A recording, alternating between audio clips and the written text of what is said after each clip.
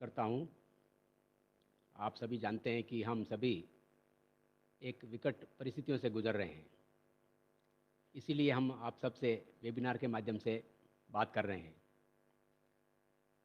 आप सभी जानते हैं कि हर व्यक्ति शिक्षा ग्रहण करता है, उसका मुख्य उद्देश्य संपूर्ण व्यक्तित्व का विकास करना होता है। और हम देखते हैं कि जितने भी देश विकसित देश हैं और वो विकास की गति से आगे हैं, डेवलपिंग कंट्रीज से आगे हैं, उसमें मुख्य कारण जो एक होता है वो है शिक्षा। वहाँ की जनसंख्या शिक्षित है और स्किल्ड पॉपुलेशन है। इसके कारण वो विकास की दृष्टि से विकसित देश माने जाते हैं। आप जानते हैं कि सभी लोग पढ़ते हैं, आप भी पढ़ रहे हैं। और आजकल जो है पढ़ने की जो परिभाषा है वो भी थोड़ी वाइड हो चुकी है। और इस विशेष परिस्थितियों के कारण से हम जो है पढ़ने का तरीका, सीखने का तरीका भी वो बदलता जा रहा है। इसलिए हम वेबिनार के माध्यम से बात कर रहे हैं। और स्कूल्स, कॉलेजेस, यूनिवर्सिटीज़ बंद होने से टीचिंग लर्निंग का काम है वो भी ऑनलाइन हो रहा है और बड़े पैमाने पर हो रहा है।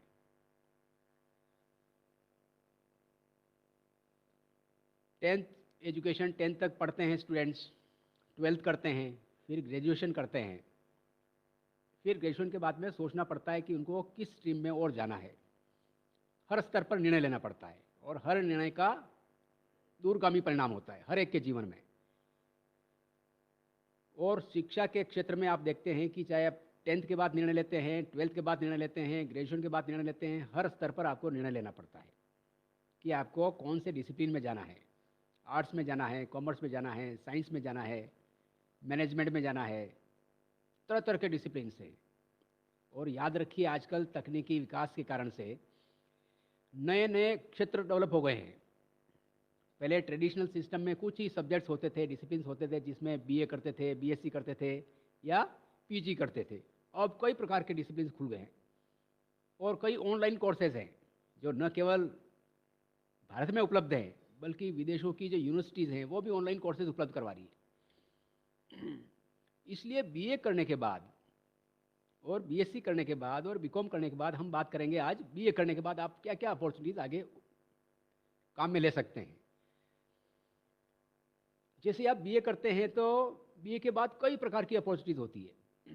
और आप जानते हैं कि वर्तमान में रोजगार जितनी मांग है उसके मुकाबले रोजगार अच्छे उपलब्ध कम हैं। और युवा वर्ग को जितनी नौकरियां चाहिए, जितना काम चाहिए, उतना काम मिल नहीं पा रहा है।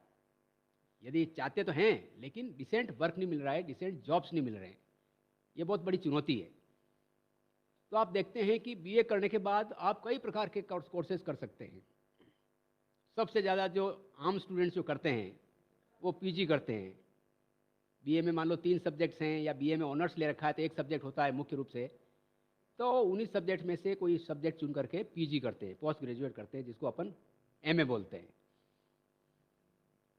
और एमए में जैसे आप इंग्लिश लिटरेचर में कर सकते हैं, साइकोलॉजी में कर सकते हैं, इकोनॉमिक्स में कर सकते हैं, पॉलिटिकल साइंस में कर सकते हैं, ज्योग्राफी में कर सकते हैं, संस्कृत में कर सकते हैं, हिंदी लिटरेचर में कर सकते हैं। किसी भी प्रकार के सब्जेक्ट्स में आप एमए कर सकते हैं। एमए करने के बाद आप नेट क्वालिफाई कर सकते हैं तो आपको एजुकेशन की लाइन खुल जाती है। और आपने अभी देखा होगा कि कल ही भारत सरकार के नेशनल स्टेटिस्टिकल ऑफिस ने जो डेटा जारी किया है वो ये बताता है कि भारत में सेकंड क्वार्टर में, जुलाई अगस्त सितंबर का जो सेकंड क्वार्टर होता है उसमें जो है जीडीपी 7.5% कॉन्ट्रैक्ट हुआ है, मतलब नेगेटिव ग्रोथ हुई है 7.5%। फर्स्ट क्वार्टर में 23.9% था कॉन्ट्रैक्शन। अभी तो हुआ है लेकिन थोड़ा घटा है। वो पूरी समस्या के कारण से आप जानते हैं कि इकोनॉमिक एक्टिविटीज़ घटी है और उसके साथ साथ भी रोजगार भी घटे हैं, हकीकत है। तो इन परिस्थितियों में देखो कैसे अच्छे कोर्सेज को चुना जाए और चुन करके उसमें कैसे स्थान प्राप्त किया जाए जिससे कि एम्प्लॉयबिलिटी बढ़े। सबसे बड़ी चुनौती है एम्प्लॉयबिलिटी की। जितने भी प्रोफेशनल कोर्सेज होते हैं, इंजीनियरिंग के हो गए, बाकी भी प्रोफेशनल कोर्सेज होते हैं, चाहे मेडिकल के ले लें आप, सब में एम्प्लॉयबिलिटी दूसरों में ज़्यादा है। एम्प्लॉयबिलिटी का मतलब आपकी पढ़ाई के बाद आपकी नौकरी प्राप्त करने की एबिलिटी कितनी है, वो एम्प्लॉयबिलिटी कहलाती है। आजकल कंपनियों के पास इतना टाइम नहीं है कि आपको रखे और वो ट्रेनिंग पे पैसा खर्च करे और फिर आपको तैयार करे, इतना समय नहीं है कंपनीज के पास। तो ज़्यादातर जो है, जो स्किल्ड हैं, जो अपने काम को अच्छी तरह से जानते हैं, उन्हीं को कंपनीज नौकरी पर रखती है। बीए करने के बाद आप एमए कर सकते हैं, नेट कर सकते हैं, सेट कर सकते हैं, आगे पीएचडी भी कर सकते हैं, फिर एक एजुकेशन लाइन खुल जाती है, एजुकेशन में जा सकते हैं, आगे रिसर्च कर सकते हैं आप, तो बहुत बड़ा एरिया खुल जाता है। साथ साथ में ग्रेजुएशन करते ही आपको कई सर्विसेज में परीक्षा देने की एलिजिबिलिटी प्राप्त कर लेते हैं आप। जैसे सिविल सर्विसेज हैं जो यूपीएससी कंडक्ट करती है, जैसे ही आप बीए करते हैं आप यूपीएससी की सिविल सर्विसेज को देने के लिए एलिजिबल हो जाते हैं, जिसमें आईएएस, आईपीएस, आईएफएस और सभी ए ग्रुप की सर्विसेज, बी ग्रुप की सर्विसेज सब आती है। साथ साथ में सीडीएस कंबाइंड डिफेंस सर्विसेज होती है, उसमें भी आप एलिजिबल हो जाते हैं। साथ साथ में स्टाफ सिलेक्शन बोर्ड है केंद्र का, उसमें जो ग्रेजुएट लेवल का जो कोर्स कॉम्पिटिटिव एग्ज़ाम होता है, उसमें भी आप एलिजिबल हो जाते हैं ग्रेजुएट लेवल कोर्स के लिए। इसके साथ ही राज्यों में, हम राजस्थान की बात करते हैं तो राज्य में आरपीएससी जो एग्ज़ाम करवाती है, सबसे बड़ा एग्ज़ाम करवाती है राजस्थान आरएएस और अलाइड सर्विसेज का जो एग्ज़ाम करवाती है, कॉम्पिटिटिव एग्ज़ाम करवाती है, उसमें भी आप ग्रेजुएशन करते ही एलिजिबल हो जाते हैं। और उसके नीचे भी कई प्रकार के एग्ज़ाम होते हैं जो स्टाफ सिलेक्शन बोर्ड करवाता है, उसमें भी आप एलिजिबल हो जाते हैं। तो कहने का मतलब यह है कि ग्रेजुएशन के बाद, बीए करने के बाद ऐसी कई सर्विसेज हैं जिसमें कि आप एकदम एलिजिबिलिटी प्राप्त कर लेते हैं और उसमें परीक्षा देकर के आप सेलेक्ट हो सकते हैं। जब यूपीएससी की बात चल रही है तो मैं अपना परिचय भी दे दूं हूँ, मैं खेमराज। मैं जब पीजी की थी उसके बाद मैंने आरएस दिया था, तो मैंने आरएस टॉप किया था। मेरे में और सेकंड नंबर वाले में 80 नंबर का डिफरेंस था। उसके बाद मैं यूपीएससी की परीक्षा दी थी मैंने, तो मेरा ए ग्रुप में सिलेक्शन हो गया था, तो मैं इंडियन रेलवेज में चला गया, ऑफिसर बन गया वहाँ पे। कुछ दिन ट्रेनिंग की और उसके बाद में रिजर्व बैंक ऑफ इंडिया में मेरा सिलेक्शन हो गया था। आप मानिए कि सबसे बड़ा bank reserve bank of India होता है भारत में। उसी दौरान ही मैंने वापस यूपीएससी की परीक्षा दी थी सिविल सर्विसेज की, तो मेरा वापस सिलेक्शन हो गया। तो पूरे भारत में मेरी 19वीं रैंक थी, तो मेरे को आईएएस में सिलेक्शन हो गया, तो मैं आईएएस में आ गया। तो कहने का मतलब ये हुआ कि व्यक्ति, देखो हर प्रकार के व्यक्ति हैं, सब में आप में बहुत क्षमता है, बहुत क्षमता है, पोटेंशियल बहुत है। हर स्टूडेंट्स में, हर कैंडिडेट में बहुत पोटेंशियल है, लेकिन उस पोटेंशियल का हम बहुत कम उपयोग कर पाते हैं। और जो व्यक्ति, जो छात्र एवं छात्राएं सही समय पर, सही डायरेक्शन में यदि लगन से, दृढ़ निश्चय करके, आत्मविश्वास के साथ आगे बढ़ते हैं तो निश्चित रूप से सफलता प्राप्त करते हैं, निश्चित रूप से सफलता प्राप्त करते हैं। हिम्मत नहीं आनी चाहिए, आपको कभी हिम्मत नहीं आनी चाहिए। असफलताएं मिलती है, असफलताएं से ही सफलताओं का जो भवन है वो तैयार होता है, तो कभी हिम्मत नहीं आनी चाहिए। तो अपन बात करते हैं ग्रेजुएशन की, तो ग्रेजुएशन के बाद आप पीजी कर ली, उसके बाद कई प्रकार की परीक्षा दे सकते हैं। बीए करते ही आप जो एजुकेशन में जाना चाहते हैं तो बीएड कर लेते हैं, फिजिकल एजुकेशन की बीपीएड कर लेते हैं, तो उसमें आप एजुकेशन के लिए, टीचर बनने के लिए आप जो है एलिजिबल हो जाते हैं, तो उसमें परीक्षा दे सकते हैं आप। उसके साथ साथ बीए के साथ साथ कुछ प्रोफेशनल कोर्सेज भी उपलब्ध हैं। बीए प्लस, बीए करने के बाद आप एलएलबी कर सकते हैं, 3 साल का कोर्स होता है एलएलबी का, बीए एलएलबी कर सकते हैं आप मानिए कि एलएलबी करते ही आपका एक नया फील्ड क्रिएट हो जाता है, बहुत बड़ा फील्ड क्रिएट हो जाता है, जिसमें कि आप एडवोकेट बन सकते हैं। एडवोकेट तो सामने तय व्यक्ति मानते हैं कि एडवोकेट बनता है एलएलबी के, लेकिन उसके साथ साथ कई प्रकार के फील्ड और तैयार हो जाते हैं। आप एडवोकेट बन सकते हैं, वो तो है ही है, साथ साथ में आप आरजेएस ऑफिसर बन सकते हैं। एक सीधी वकालत करते करते एडीजे की परीक्षा और होती है, एडिशनल डिस्ट्रिक्ट जज की परीक्षा होती है, उसमें अपियर हो सकते हैं, उसमें सेलेक्ट हो सकते हैं। तो जैसे ही आप आरजेएस होते हैं या एडीजे की परीक्षा में सीधे पास हो जाते हैं, तो आपको कम उम्र में आप जो है आगे बढ़ जाते हैं, तो आगे बढ़ करके आप हाई कोर्ट के जज बन सकते हैं। और कोई परीक्षा नहीं होती जिसमें सीधा जो है आरजेएस के माध्यम से आदमी, व्यक्ति जो कैंडिडेट है हाई कोर्ट का जज बन सकता है। और कोई कम उम्र में यदि हाई कोर्ट का जज बन जाता है तो वो सुप्रीम कोर्ट तक भी जा सकता है, जज बन सकता है।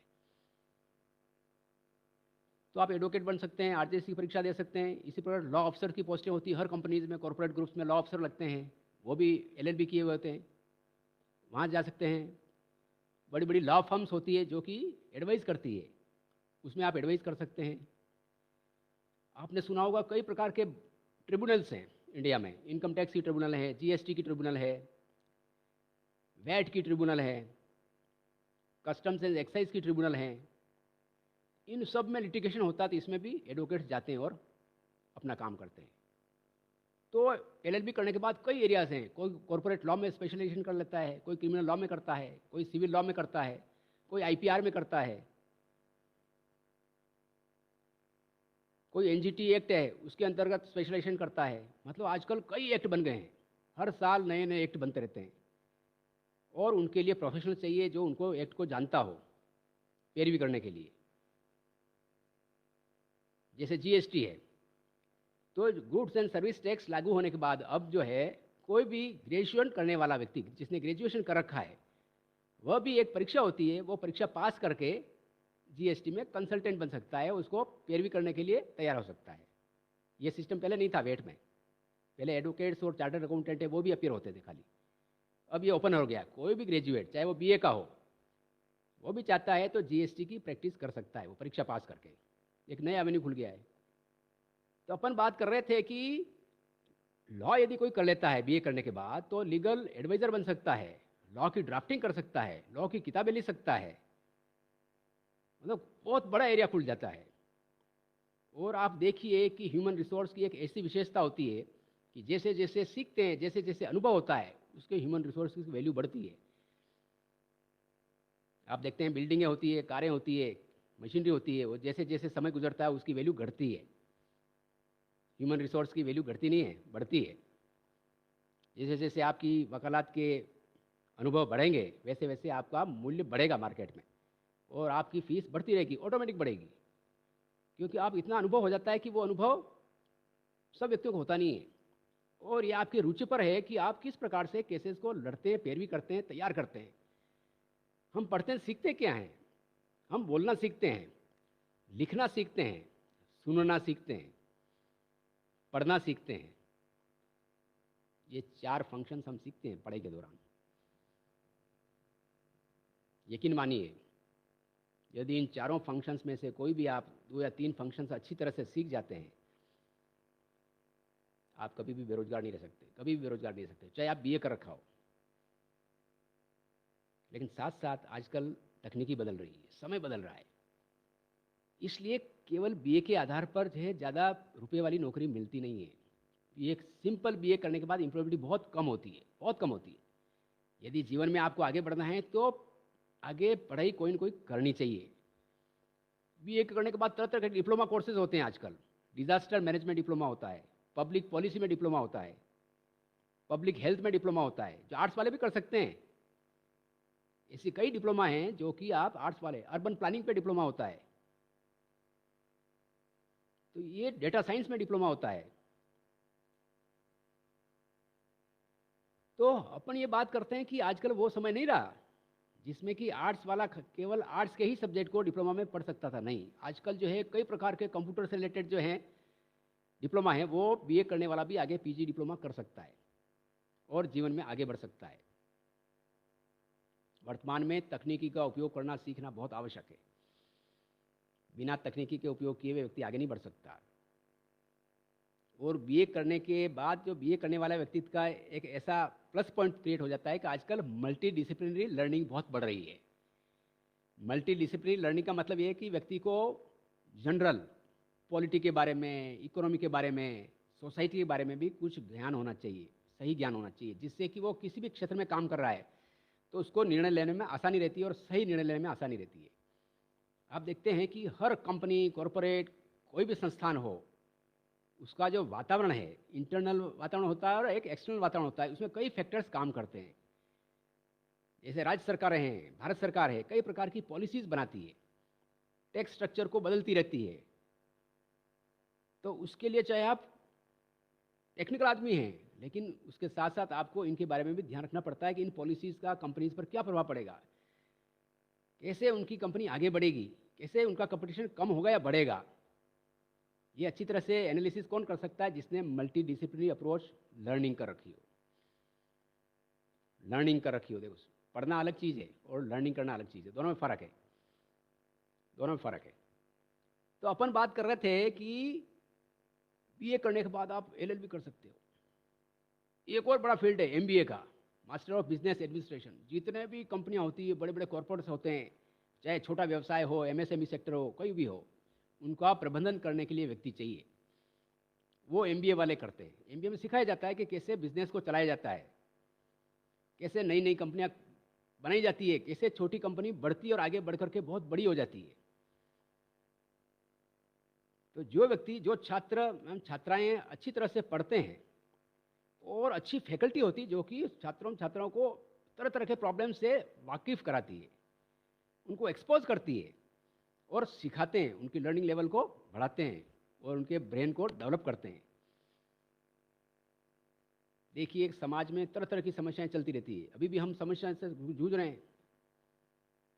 तो व्यक्ति कैसे उनका उपाय निकालता है, और वो उपाय जो कि सोसाइटी को बेनिफिट दे, वो उपाय जो कि समस्या को हल करे और सोसाइटी की किसी न किसी समस्या को हल करते हुए समस्या का समाधान निकाले, वो जो उपाय है, वो जो तरकीब है, वो जो है सक्सेस होती है और वो फायदा देती है।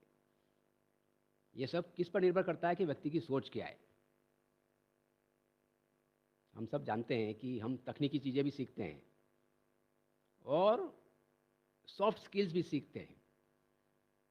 तकनीकी चीज़ों को सीखना आसान है, लेकिन सॉफ्ट स्किल्स को सीखना बहुत मुश्किल है, क्योंकि ये हमारे व्यवहार से जुड़ी हुई है, हमारी आदतों से जुड़ी हुई है, और इनको बदलना बहुत मुश्किल होता है, बहुत मुश्किल होता है। जैसे जैसे एज होती है वैसे वैसे है, और भी ठोस होती रहती है, बदलती नहीं है।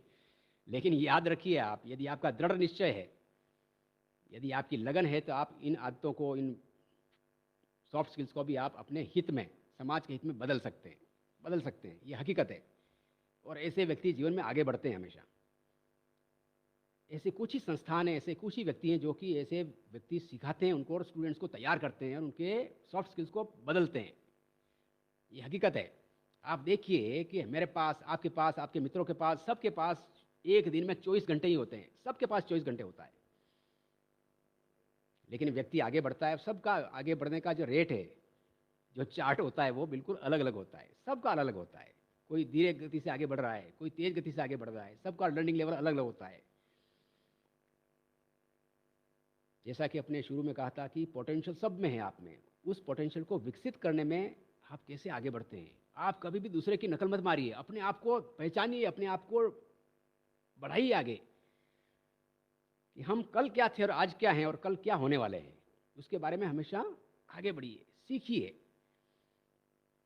गलती करने से कभी डरिए मत, कि कोई सब्जेक्ट नहीं आता है, मैथमेटिक्स नहीं आती है, साइंस नहीं आती, कोई फर्क नहीं पड़ता है।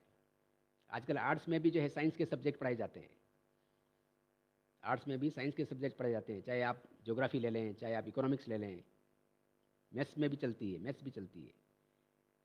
ये सब आपके ऊपर निर्भर करता है कि आप क्या सोचते हैं और कैसे आगे बढ़ना चाहते हैं। तो कोई भी डिसिप्लिन, चाहे बीए किया हुआ, चाहे पीजी करना चाहते हैं, कोई भी करना चाहते हैं, कोई भी डिसिप्लिन अपने आप में कमज़ोर नहीं है। ये आपके ऊपर निर्भर करता है कि आप उसको कैसे सीखते हैं, और सीखनी वो चीज़ें हैं जिसकी कि मार्केट में डिमांड है। यदि आप वो चीज़ सीखने हैं जिसकी मार्केट में कोई डिमांड नहीं है, मार्केट में एम्प्लॉयबिलिटी नहीं होगी, नहीं होगी। तो मार्केट के हिसाब से आपको बदलना चाहिए, चलना चाहिए। तो अपन बात कर रहे थे कि बीए करने के बाद आप जो है आरपीएससी की परीक्षा दे सकते हैं, तरह तरह की, यूपीएससी की कई परीक्षाएं दे सकते हैं, और उसके साथ साथ एमबीए करते हैं तो मैनेजमेंट का एक नया एरिया खुल जाता है, जिसमें कि आप नई कंपनी बना सकते हैं, फैमिली बिजनेस को बढ़ा सकते हैं, स्टार्टअप चला सकते हैं, स्थापित कर सकते हैं, उसको बढ़ा सकते हैं आगे।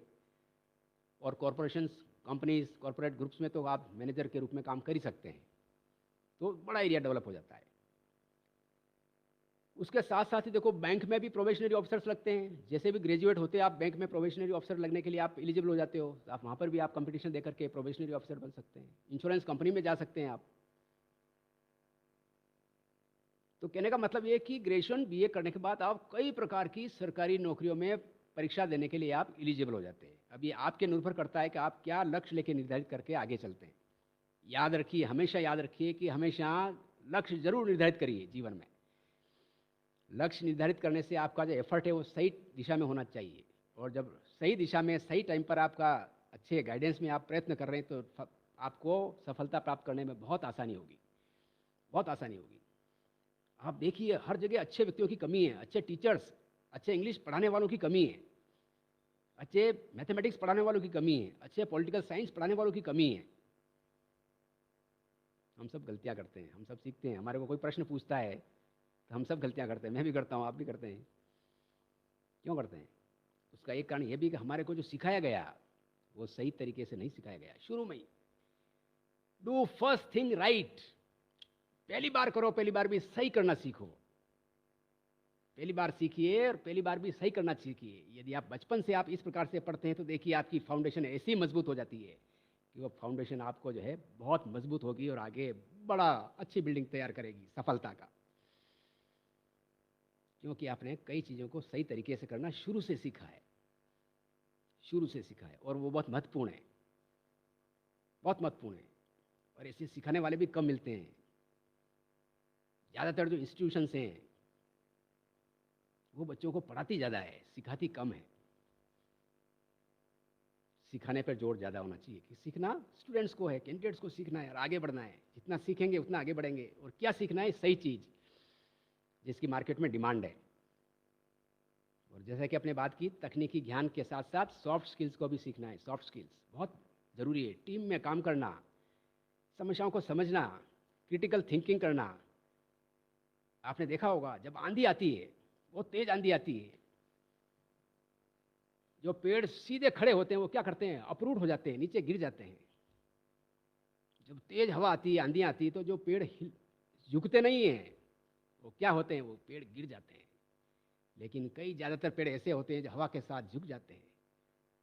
आंधी आई, झुक गए, आंधी खत्म हुई, वापस खड़े हो गए। इसको हम बोलते हैं अडेप्टेशन। समय के साथ, परिस्थितियों के साथ कैसे व्यक्ति अपने आप को एडेप्ट करता है, व्यवस्थित करता है, अपने आप को कैसे सामंजस्य बैठा करके चलता है।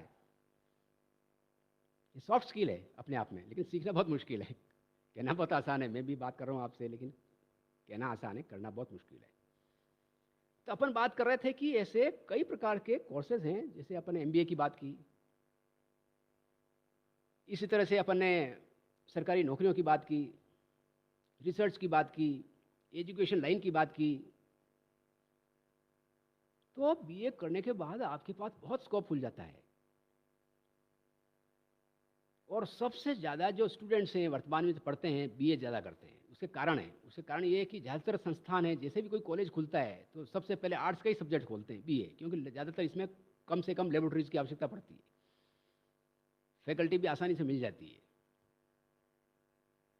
लेकिन याद रखिए, अच्छे संस्थानों की कमी है हर राज्य में।